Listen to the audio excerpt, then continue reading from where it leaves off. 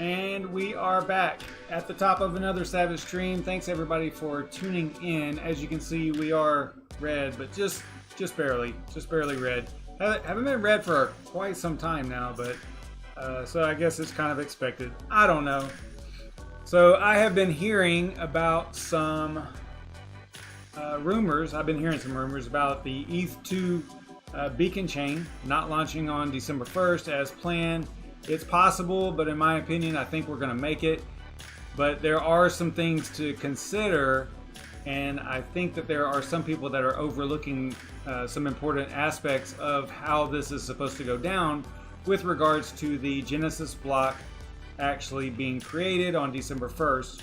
So let's talk about it a little bit. So there was a tweet that came out. There's this bot now, I guess, progress meter bot that shows how much we've staked, how much Eth2 has staked so far, and how much it needs to make up. And we're only at 9.4% right now. And I think that this thing only goes like twice a week or something. Yeah, twice daily. Sorry, twice daily. So twice a day you'll get this little update if you follow the Eth2 deposit contract progress meter bot, and it tells you basically the stats. And it doesn't look good, right? Because it's November 9th already, and December 1st is that date that everybody has in their mind. But there's something you have to note about that date being December 1st. That's whenever it's first available. But in order to meet that December 1st launch date, then all these ETH, the 16,384, that's the number of validators required. So each one of those validators has to have 32 ETH in it. So 32 times 16,384, I think is what, like 524,288, I believe. So that has to happen by November 24th. That's only, how many days away is that? 15? So that's only 15, less than two, well, just over 2 weeks. So 15 days from today is whenever all these ETH have to be staked in order for everything to go as planned, as they're discussing, as they're projecting on December 1st. So hopefully this makes sense. And where I'm getting all this data from, or where I'm pulling this from, is actually from this blog post on Ethereum.org. So if you go down through here and you look, you can see right here, it says to trigger Genesis at this time, there must be at least 16,384 32 ETH validator addresses, or 32 ETH validator deposits 7 days, they even highlight it here, prior to December 1st.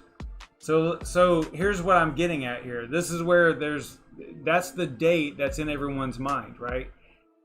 You can see how this can play into whether or not we make that date. If everybody is thinking about December 1st, because what's the risk here? The date that everybody keeps thinking about is December 1st. If the folks that have 32 ETH wait until then to stake, guess what? The beacon chain is not going to launch until December 7th if they wait till December 1st to actually stake, right? So there's a little bit of a risk here. You might be asking, okay, so why would someone actually wait? Why don't they just go ahead and do the staking? Well, that's another good question. 32 ETH is a lot that can be played with or traded on Uniswap or whatever, right? A lot of people aren't too keen on staking 32 ETH and then not seeing any returns or anything like that until the beacon chain goes live. So it's kind of like, and it's a one-way thing too. You can't get it out. It's a one-way transaction at this point. Now once I think 1.5, I think you might be able to, I think it's in the FAQ where you can actually pull it out, but you're not going to be able to get back in until everything is launched, right, with that address. So that's part of the problem is, people with 32 ETH really aren't that excited to stake and lock it up with no return. so they're probably just waiting. But the risk is that the date that they think they need to wait for is December 1st, when technically it's November 24th, if they want to launch on December 1st.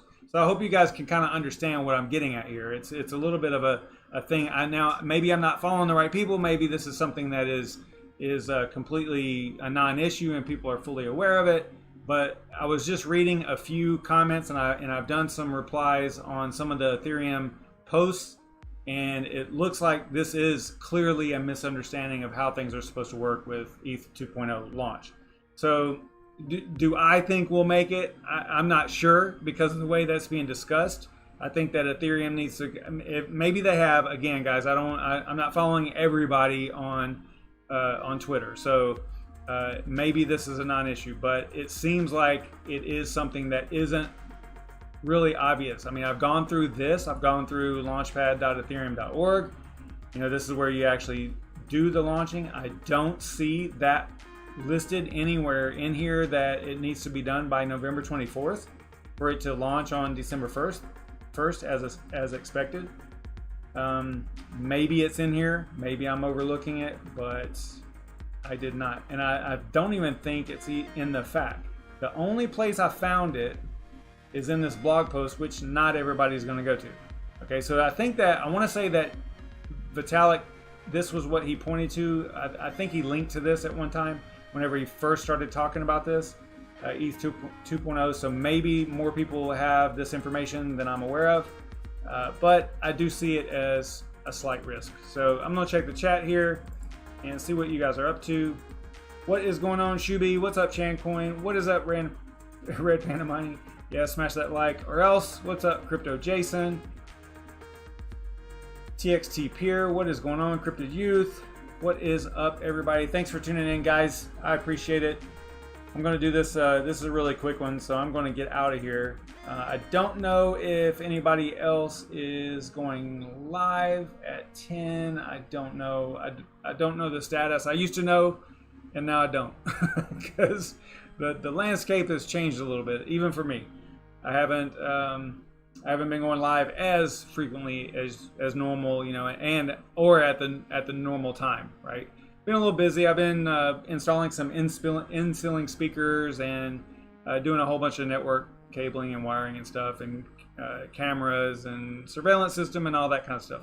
So it's been a hectic few weeks here for me. So if there are no questions, I'm going to get out of here. I don't think I want to say that I covered everything that I wanted to. Just kind of checking my notes here. I think I got everything. Might be one of my shorter streams ever. But listen, guys, I really do appreciate it. You guys are awesome. I'll probably do another quick live stream tomorrow night. And I'm still working on some videos I need to post. I just haven't got around to it yet. So Jay Bohannon, no, I have not heard anything about Ethereum Classic. I believe that Red Panda Mining's done some Ethereum Classic. Maybe I'm getting that confused. I think he did some content on that, or maybe it was just some posts on Twitter that I was reading. Anyway, no, I haven't heard anything about Ethereum Classic. Maybe it was his video. I don't know, Red Panda, you're in here. Did you do a? It seems like you did a Ethereum Classic mining video about, like where people are going to point their hash power. I think that was your video. Anyway, I don't know, once Ethereum goes to 2.0, whether or not people are just going to switch over to Ethereum Classic. But the risk there is that it's going to make the network more secure. But if you increase all that hash power, difficulty goes up, mining rewards go down. So is it really a good thing? I don't know. Go and check out Red Panda Mining's video on that, because I know he's got one. So anyway, guys, I'll see you tomorrow night. Oh, awesome. See, there you go. Red Panda answering the question there. You've got a video tomorrow about their new ETC hash algo, which I didn't even know about. So awesome. That'll be cool.